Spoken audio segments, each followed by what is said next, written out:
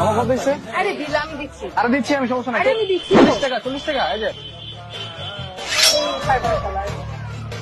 এই কত?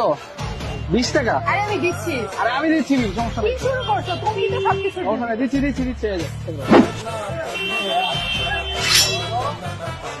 এই মামা কত? আরে আমি বিল দিচ্ছি।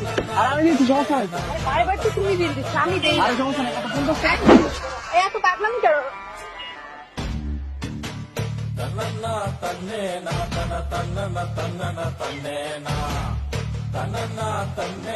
স্যার বিলটা?